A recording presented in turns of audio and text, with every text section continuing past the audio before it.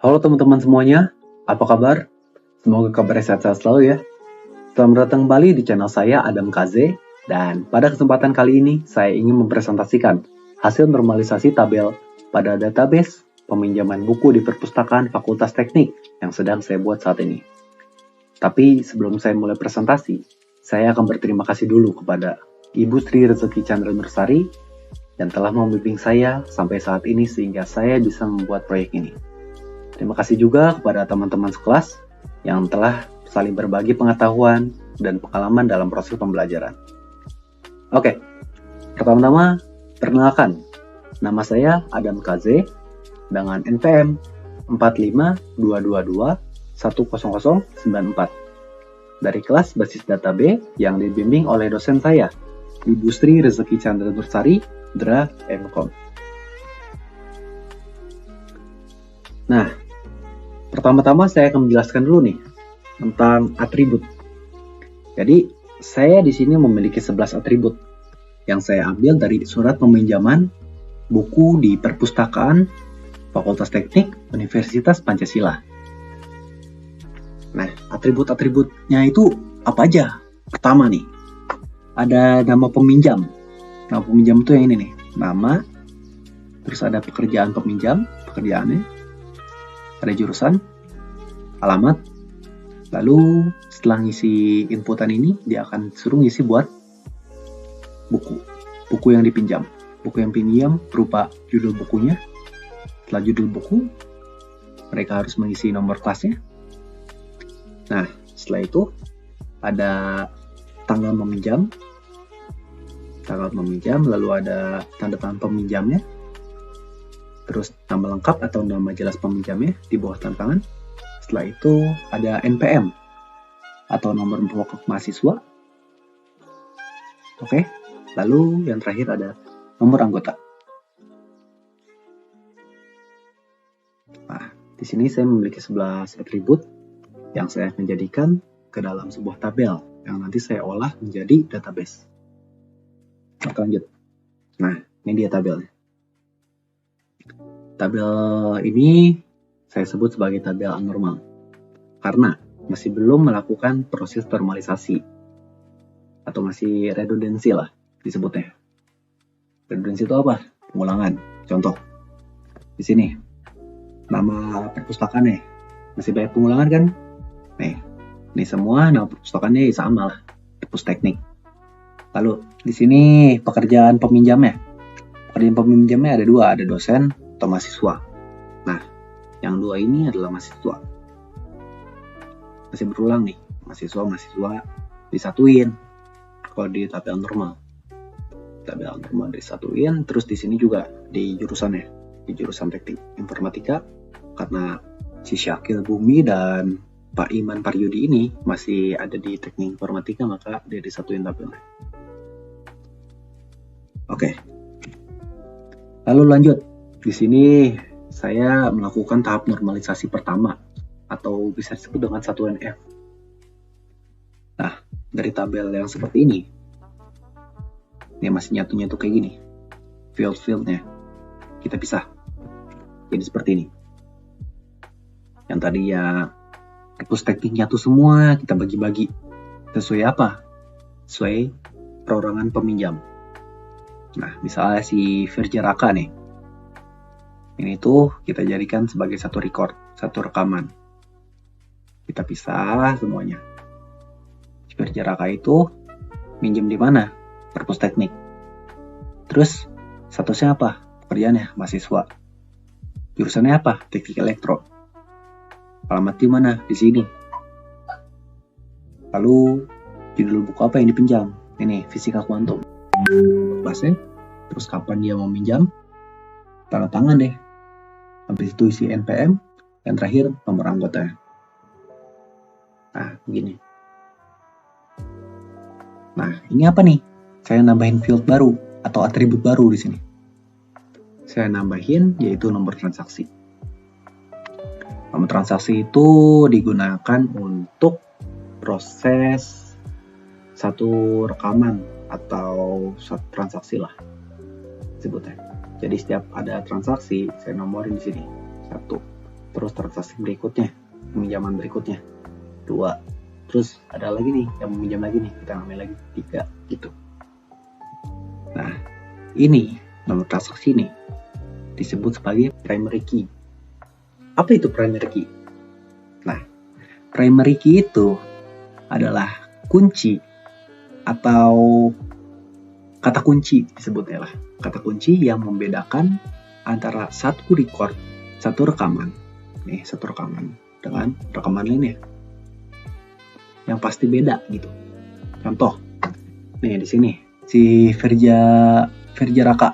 Nah, Firja Raka itu bisa pinjam sekali, bisa pinjam 2 kali, bisa pinjam bahkan lebih daripada 3 kali. Karena di sini dia cuma pinjam sekali, jadi kita masukin ke dalam tabel sekali aja. Kalau bisa dia pinjam 2 kali, namanya kan sama nih, pasti bakal terus lagi di sini Firja Raka. Perpus teknik juga, mahasiswa juga, ya kan? Misalnya. Terus teknik elektro juga, alamatnya juga sama, dan lain-lain juga sama, ya kan? Nah, itulah fungsi dari nomor transaksi atau primary key-nya. Kita bedain yang ini sama yang ini. Itulah primary key. Oke, lanjut. Di sini yang awalnya seperti ini masih nyatu-nyatu tabel normalnya. Terus di normalisasi tahap pertama kita pisah-pisah ya antar fieldnya gitu. Dan terakhir kita pisah juga. Tapi apa? Antar tabelnya. Itu. Inilah yang disebut dengan normalisasi tahap kedua atau 2NF. Nah, di normalisasi tahap pertama ini dia kan masih nyatu nih, masih nggak jelas nih, masih ada yang kurang nih. Itu nama perpus, nama peminjam, pekerjaan, jurusan, alamat, judul, nomor kelas, tempatan tanggal, dan lain sebagainya itu masih nyatu dalam satu tabel yang sama. Kalau kayak gini, susah nih buat ngolah datanya. Karena masih nyatu semua. Atribut dan field-fieldnya nih, belum ada relasi nih antar tabelnya. Makanya, saya adakan yang namanya normalisasi kedua. Di normalisasi kedua ini, saya pecah. Yang pertama, ada tabel peminjam. Ya. Terus kedua ada tabel buku. Dan ketiga tabel peminjaman. Nah, kenapa harus kayak gini? Kenapa sih nggak gini aja? Kan lebih gampang dilihatnya kalau kayak gini. Ya nggak? Nggak kayak gitu. Lebih gampang sih lihatnya. Tapi kalau datanya lebih banyak lagi, atributnya lebih banyak lagi, fieldnya lebih banyak lagi, susah mengolah datanya nanti. Karena di sini kita pengen membangun sistem basis data atau database, makanya kita pecah-pecah dulu. Nanti apa? Endingnya baru kita satu-satuin lagi. Menggunakan apa? Relasi. Oke. Jadi di sini di tabel peminjam itu saya memiliki fieldnya NPM, nama peminjam, pekerjaan peminjam, jurusan peminjam, dan alamat peminjam. Ini tuh apa? Ini tuh adalah field atau atribut-atribut yang isinya seputar tentang peminjamnya siapa gitu intinya mah. Lalu di nomor buku, di tabel buku itu isi fieldnya ada nomor kelas, lalu ada judul. Sama, ini juga seputar tentang buku apa yang pengen pinjam.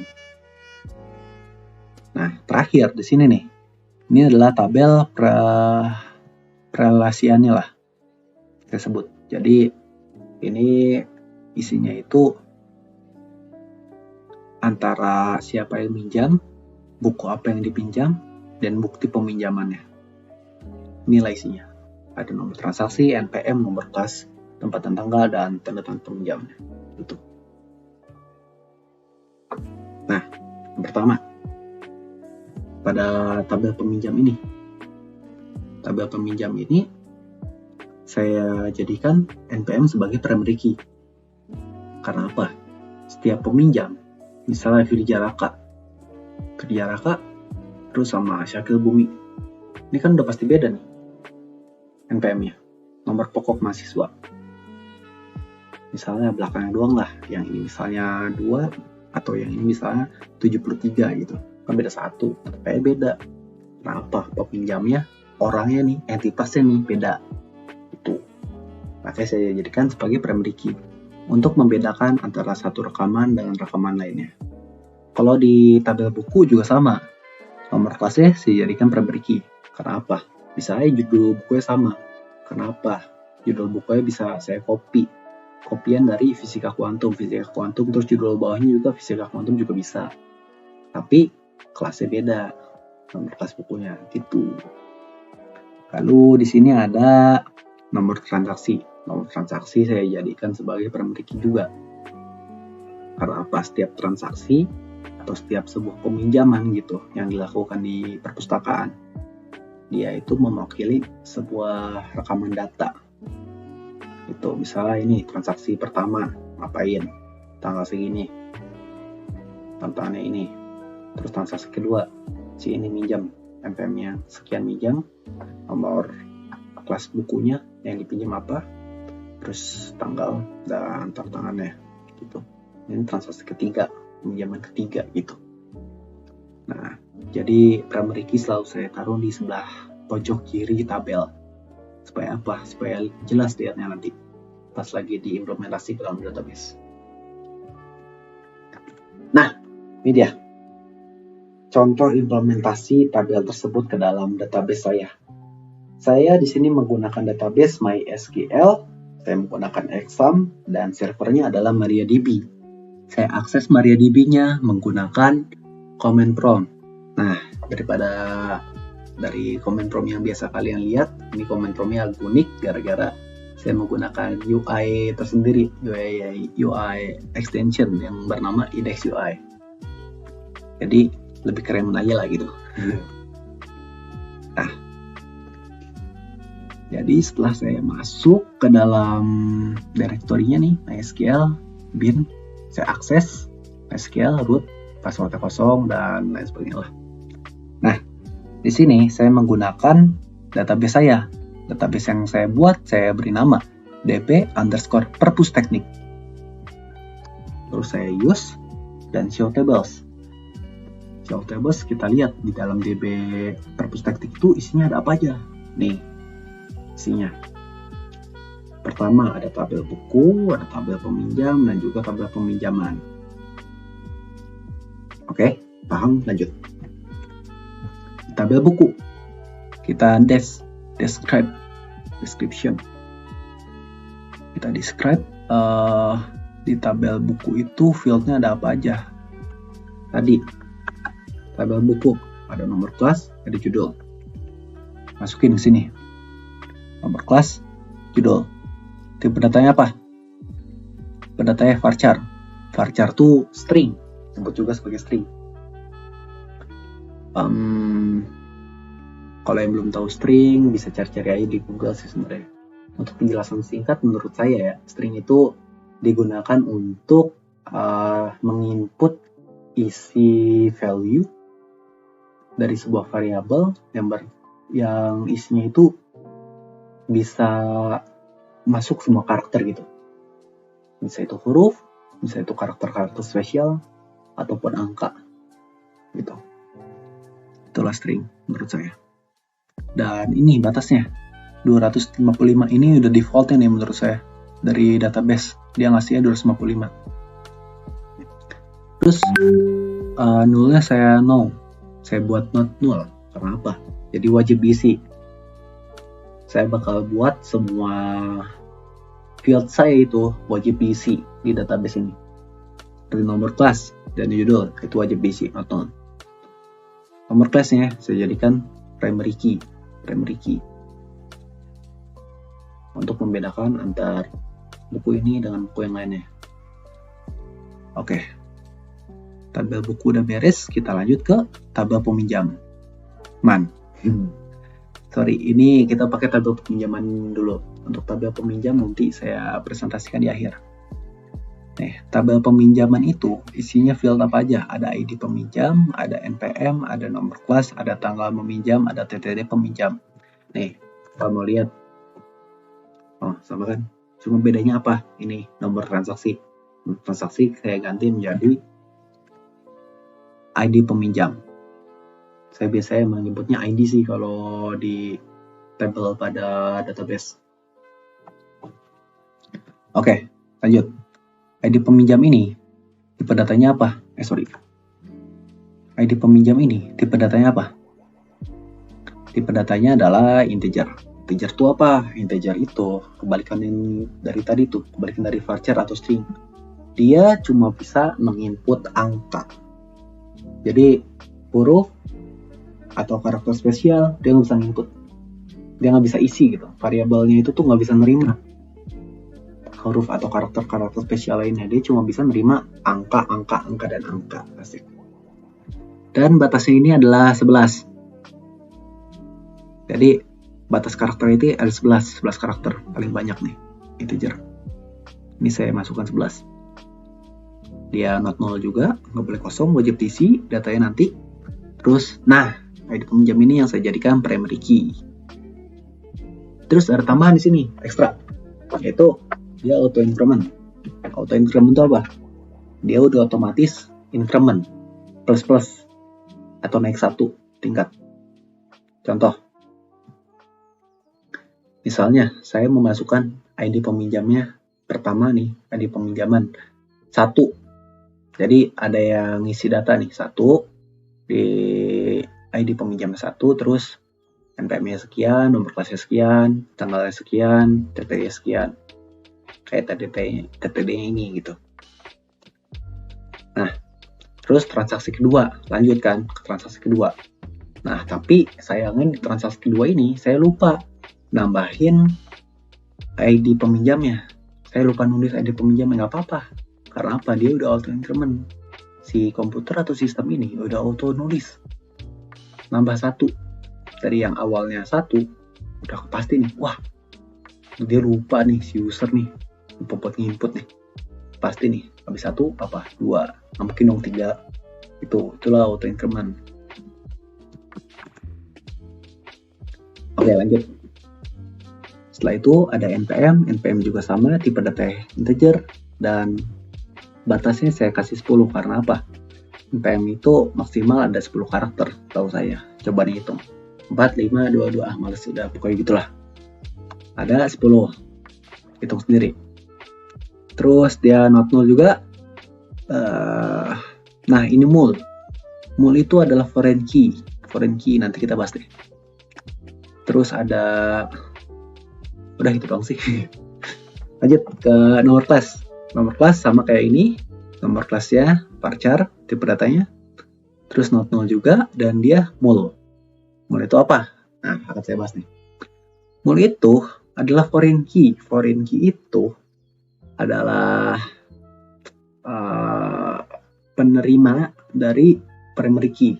Misal, di sini di tabel buku primary key-nya apa? Nomor kelas. Nomor kelas kita masukin, kita sambungin, relasikan ke dalam tabel peminjam. Oke? Jadi di tabel peminjam ini fieldnya sama kan, nomor kelas juga tuh. Tiba-tiba juga sama. Nanti kita misalnya masukin nomor kelas yang sama, isinya yang sama ke dalam sini. Dia otomatis judulnya juga bakal sama, bakal ngikut. Tuh fungsinya. Paham nggak? Nih, lagi deh.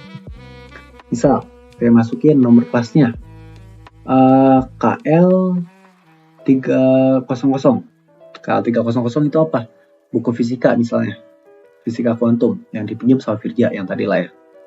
Nah, si KL 300 itu cuma kita inputin doang nih, tanpa harus menginput judul lagi.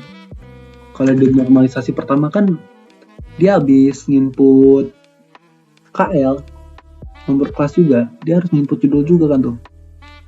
Tapi di sini enggak. Normalisasi kedua saya enggak.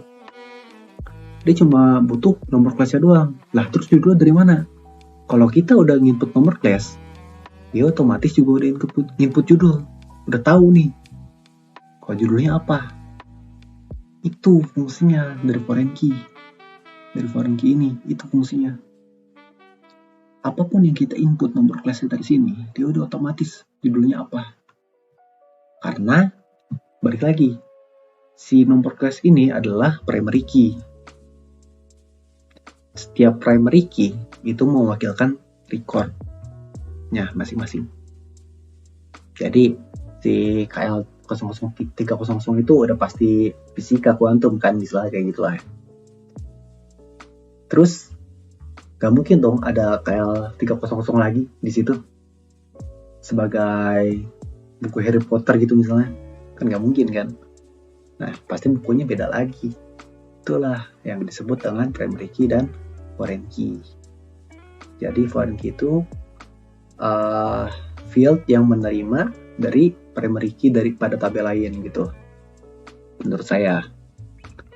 Oke lanjut, di sini ada tanggal meminjam. Tanggal meminjam dia tipe data varchar. Karena apa? Tanggal itu harusnya kan cuma angka-angka doang ya. Tapi menurut saya ada bulan-bulannya itu saya ingin jadikan string. Saya ingin jadikan kata. Bulan-bulan itu saya pengen jadikan berupa huruf. Jadi nggak bulan 01, bulan 02. Saya pengen jadikan jadi Januari, Februari, Maret, dan seterusnya. Makanya saya beri tipe data varchar. Nah, dia juga not null, makanya semua field yang saya masukin ke dalam database ini saya akan jadikan not null. Oke, begitu. Key-nya kosong. Dia bukan key. Nggak key apa-apa. Defaultnya kalau null. Kalau misalnya nggak diisi, dia tetap null. Terus ekstranya nggak ada, null juga. Lanjut, tanda tangan peminjam, TTD peminjam juga sama. Tapi yang beda apa? Tipe datanya blob. Blob itu apa? Itu yang jadi pertanyaannya. Blob itu apa? Blob itu adalah sebuah tipe data yang menampung bit atau binary yang sangat banyak dan detail gitu. Contohnya, tanda tangan. Oke. Atau tanda tangan apa ya? Pokoknya gini deh. Blob itu dia bisa nyimpen berupa video, image, dan lain-lain tuh. Yang isinya itu binary matrix yang sangat lengkap ya kan. Sangat banyak dan lengkap gitu, kompleks. Nah, itulah blob. Dia bisa nyimpen kayak begituan. Tapi ya gitu, berat nanti datanya. Cuma, mau gimana lah. Kan kita nggak mungkin masukin ke jadi teks, jadi varchar kan nggak mungkin, apalagi integer angka. Dia pasti bakal masuk ke dalam blob. Bisa juga sih saya masukin ke image. Tapi tanda tangan itu biasanya dia tipe datanya blob. Saya dengar dari beberapa database lainnya, contoh database bank, dia digital signature-nya menggunakan tipe data blob gitu. Nah ini not null dan lain sebagainya sama. Nah ini yang terakhir.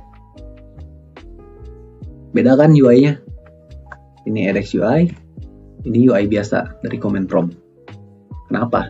Karena apa? Kenapa saya bedain? Karena di sini lebih kecil. Kotaknya itu cuma dari sini segini doang. Sedangkan di sini gede. Bisa aja sih saya pakai itu juga. Cuma apa? Ini panjang banget tabel yang ini. Ntar jadi kecil di sana. Jadi mini. Oke, kita bahas tabel peminjam. Nih, namanya tabel peminjam. Tabel ini fieldnya apa aja? NPM, nama peminjam, pekerjaan, jurusan, alamat. NPM itu tipe datanya integer, dia jadi primary key. Nama peminjam, tipe datanya varchar, dia nggak jadi apa-apa. Dan ke bawahnya nggak jadi apa-apa. Semuanya not null. Pekerjaan tipe datanya enum. Enum itu apa? Untuk bahasa saya sendiri ya, enum itu pilihan, tipe data pilihan. Jadi tipe datanya itu mewajibkan user atau admin untuk memilih antara pilihannya berikut nih, dosen, mahasiswa, atau staff. Jadi wajib nih, karena itu not null, nggak boleh kosong. Jadi user itu wajib milih. Pekerjaan itu apa? Dosen kah? Mahasiswa kah? Atau staff? Gitu. Nggak boleh selain yang dari sini. Nggak boleh misalnya mau nulis A atau nulis apa, atau nulis umum gitu. Misalnya orang itu umum bukan dari universitas. Nggak boleh. Itu makanya saya jadikan tipe datanya enum. Enum tuh buat memilih. Lalu jurusan juga sama tuh, enum. jurusannya apa? Arsitek kah, teknik sipil kah, teknik mesin kah, atau teknik industri, informatika, elektro, atau bahkan perkeretaapian. Oke, lanjut. Alamat tipe datanya apa? Varchar juga. Nah, varchar ini untuk batasnya 255 sudah saya bahas tadi ya. Itu emang default dari sana, yaitu varchar batasnya 255. Bisa sih lebih, tapi entah kenapa orang-orang pada pakai 255 sebagai batas. Ya saya ikut aja sih. Ini. Nah, balik lagi. Ini NPM. NPM dari mana? Sama, dia juga foreign key dari tabel ini. Kali ini tabel peminjam. Dari primary key-nya kan NPM nih. Primary key NPM. Ya kan? Nah, kita sampuin ke sini. Pasti sini bukan primary key lagi, namanya jadi foreign key. Karena dia menerima dari sini. Kita cukup masukin aja NPM-nya sekali. Dia udah otomatis. Nama peminjamnya siapa, pekerjaan siapa, jurusannya siapa, alamatnya siapa, udah pasti itu. Itulah disebut foreign key. Dah. Oke, untuk materi kali ini saya sampaikan sekian dulu dari saya. Mohon maaf bila ada perkataan yang kurang sopan atau kurang berkenan. Ibu dosen dan teman-teman sekalian, terima kasih sudah menonton video saya. Saya ucapkan terima kasih sekali lagi dan sampai jumpa di video berikutnya. Bye-bye.